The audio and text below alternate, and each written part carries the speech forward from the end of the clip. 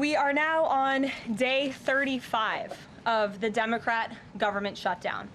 The Democrats' obstructionism will break the record for the longest government shutdown in American history tonight. The Democrats are intentionally hurting American families, workers, and businesses with this shutdown to fight for free health care for illegal aliens and to appease their radical left-wing base. And it's a total disgrace. This past weekend, Americans traveling to weddings, funerals, vacations, and meetings faced significant flight disruptions at airports across the country because of staffing shortages. On Sunday alone, more than 5,000 flights traveling to and from U.S. airports were delayed. Since the Democrat shutdown began, 4 times as many staffing shortages have been reported at air traffic control facilities compared to last year. TSA checkpoint wait times ballooned past 3 hours at Houston's George Bush Intercontinental Airport, with some passengers enduring up to 5 hours in line. At nearby William P. Hobby Airport in Texas, security wait times are routinely exceeding 1 hour. More than 13,000 air traffic controllers are continuing to work without pay. Because of the Democrats, these men and women who keep our airspace safe and moving will miss a second paycheck in a row this Friday if Democrats refuse to open the government. Let me be clear to our incredible air traffic controllers across the country. President Trump and Republicans want you to get your paychecks. They want you to be paid. Please call on your Democrat senators and tell them to side with President Trump and Republicans to vote to reopen the government. Our nation's 4 largest airlines, United, Delta, American, and Southwest, have now all endorsed the Republican, nonpartisan, clean funding bill to end the government shutdown. Major unions, collectively representing tens of thousands of pilots, have also joined the airlines in calling on Democrats to pass the clean, nonpartisan CR. The travel industry is also imploring Democrats to end the shutdown and reopen the government. Nearly 500 companies and groups in the travel business, including casinos, hotels, and convention bureaus, signed a public letter warning that America's travel economy has already lost $4 billion due to this Democrat shutdown, and they have called for the Republican CR to be passed, saying Americans expect and deserve a fully functioning federal government during the peak holiday travel season. Never before have we seen private industry and union leadership so unified on the same issue, rallying behind Republicans in such a vocal way. The Democrats have completely lost the plot. They are endangering the safety, prosperity, and livelihoods of millions of Americans. It's well past time Democrats do what they did 13 times under Joe Biden and pass the clean funding bill extension. All we need are 5 Democrat senators to put country over party and vote to end this reckless shutdown. In other news, tomorrow will mark the 1-year anniversary of President Trump's historic election victory, where he won nearly 80 million votes, the popular vote, in all 7 swing states. This was the ultimate poll on November 5th. The president secured a mandate to make America great again, and he has delivered in record time. Never before have we had a president who has kept their promises like President Trump has. I'd like to go over a few of those with you. In less than 10 short months, President Trump signed the largest middle-class tax cut in history, including no tax on tips, overtime, and Social Security to put more money back into the pockets of the American people. The president ended the southern border invasion of the Biden administration, made our border the most secure in history, and he is carrying out the largest mass deportation campaign of illegal aliens in our nation's history to protect our homeland, just as promised. President Trump has aggressively taken on drug cartels by declaring them as foreign terrorist organizations and even blowing up narco-terrorists who have tried to poison the American people with fentanyl and other illegal narcotics. President Trump defeated the Biden inflation crisis, and he continues to implement a pro-growth, America First economic agenda to make America affordable again, and we are seeing the results of that every day. Inflation has remained low and steady, averaging just 2.5% compared to the painful average of 5% under Biden, and we know it was historically higher than that for most of President Biden's term.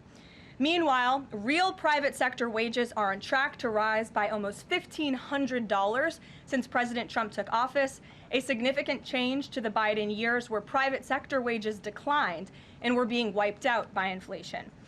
President Trump has ended the reckless war on American energy and unleashed energy dominance, with gas prices now plummeting to their lowest average levels in more than 4 years.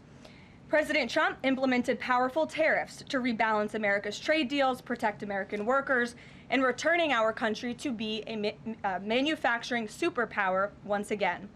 As a result, the president has secured trillions and trillions of dollars in private and foreign investments into the United States, which are creating high-paying jobs for the greatest workforce in the world.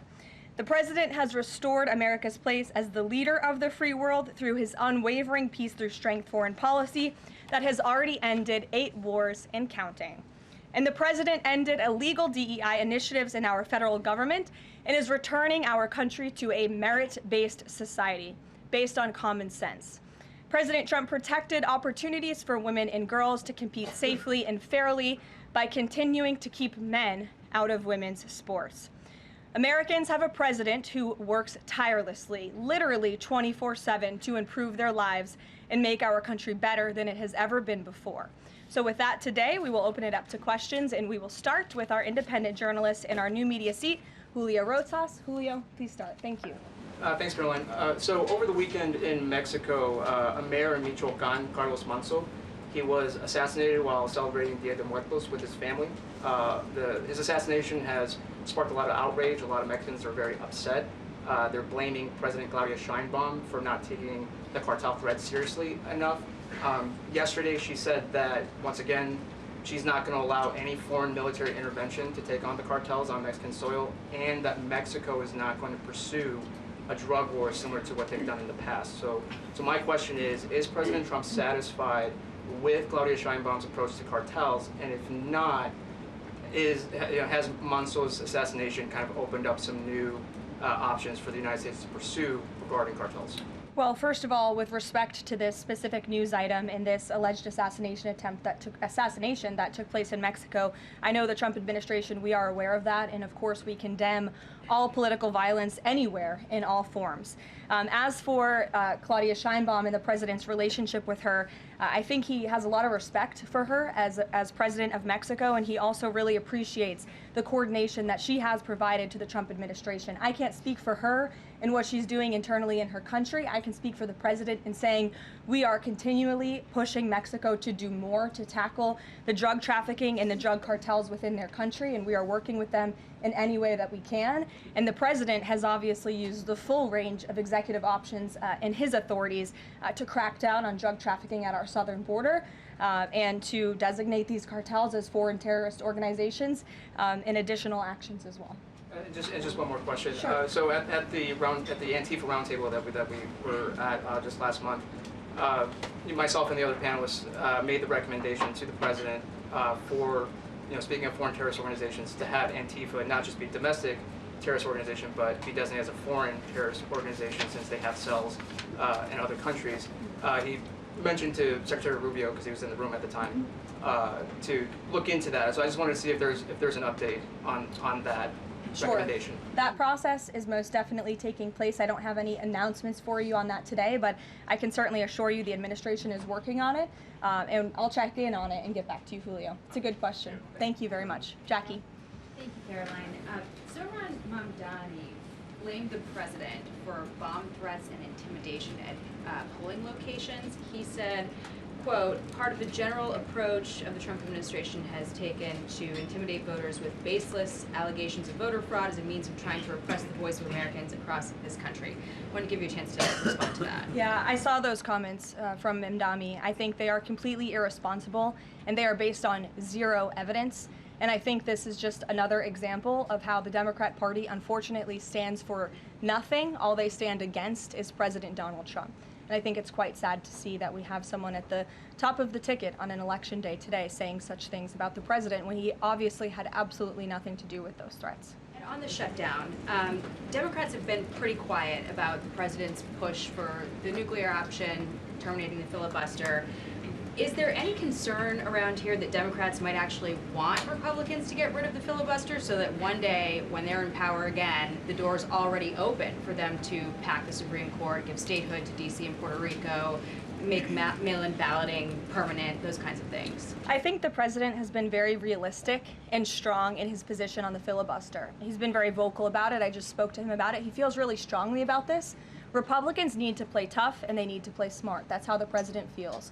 And we know that Democrats, if they are ever given a chance at power again in this city, they will absolutely take away the filibuster from the United States Senate. In fact, you had 49 Democrats who already voted to do this before. The only reason it did not move forward was because you had 2 Democrats who are no longer in office because they were run out of town by the far left radical base of their party. And so President Trump is quite clear on this. He wants to see Republicans move as many good pieces of legislation for our country forward in the next 3 years of his administration as they possibly can. And the filibuster is one means to doing that. Talk to Johnson and Thune about it. I know that they had both voiced some opposition. Have there been any conversations with them? He has. He's made his position to them very clear, both publicly and privately. Ouija.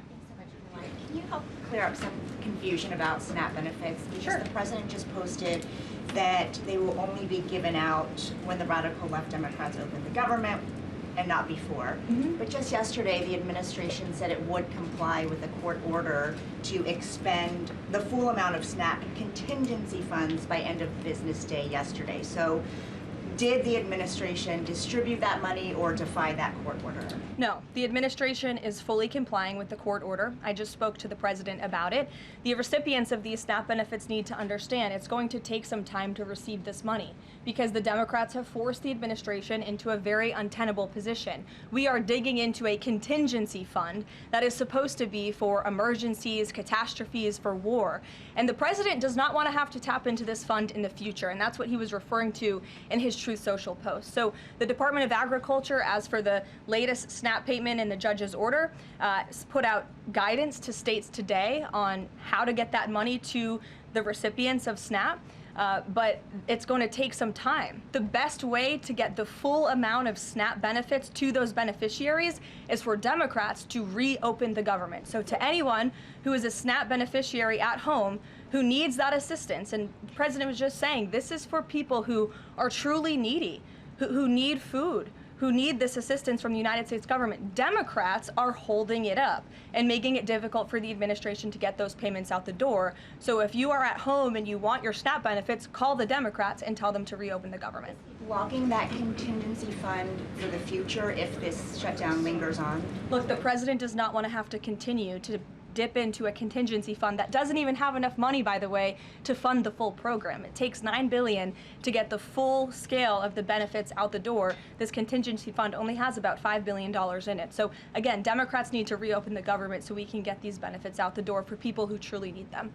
Kate. Thanks. The president suggested that if Mamdani wins, that he would cut federal funding to New York. How much funding would be impacted? What would be impacted there? Well, look, we won't get ahead of the election results, nor will I speak to what the president may do in the future. We'll see how tonight goes, and then I'll let him speak on it further. And why did the administration exclude Democratic lawmakers last week? There was a briefing about U.S. strikes on alleged drug trafficking boats. Why were those Democrats excluded? The administration has briefed Congress on these matters 8 separate times, and Democrats have been included in those briefings. In fact, I know that Secretary Rubio will be on Capitol Hill tomorrow to brief the Gang of 12, which includes Democrats as well. So the president's made it very clear, if senators want to understand the administration's operations against narco drug traffickers, we are very happy to speak with them about that, and we will continue to do so. But we've been incredibly transparent. As I said, there's been 8 briefings on this topic, with the 9th coming tomorrow. Rachel. Thanks, Caroline. There's been some reporting out there about the possibility of furloughed workers not getting back pay. We know that the president signed that bill into law in his first term. Does the administration guarantee that all furloughed workers will get back pay? This is something we are very much open to discussing with Democrats as part of the discussions about the continuing resolution to keep the government open, and it's something that Republicans are talking with Democrats about right now. I won't get ahead of those negotiations or discussions. That's a possibility that may not happen, even though it's law. I just said Republicans in the White House are very much open to discussing this with Democrats. And then just one last question. As this government shutdown now drags on, about to make history as the longest government shutdown in American history, can you talk about what the president is personally doing to try to see an end to this? He's pushing Republicans to keep voting and to keep opening up the Senate floor to vote for the clean continuing resolution. He had the Senate Majority Leader and the House Caucus Leader, Hakeem Jeffries, here at the White House to talk about this in the very early stages, to give them a chance to come to their senses and avoid this entire government shutdown at the very beginning. And they chose not to. And I think it's been very clear to everyone in this room and to everyone across the country that the Democrats are playing partisan politics with our United States federal government. And all Republicans have wanted to do for the last 35 days is reopen the government. That has been the president's position since day one. It is his position today on day 35. And all we need are 5 common sense Democrats with have a little bit of courage and come to the table and vote with Republicans. I saw Senator John Fetterman on television last night saying that he hopes more folks in his party will step up. And we certainly agree with him on that point.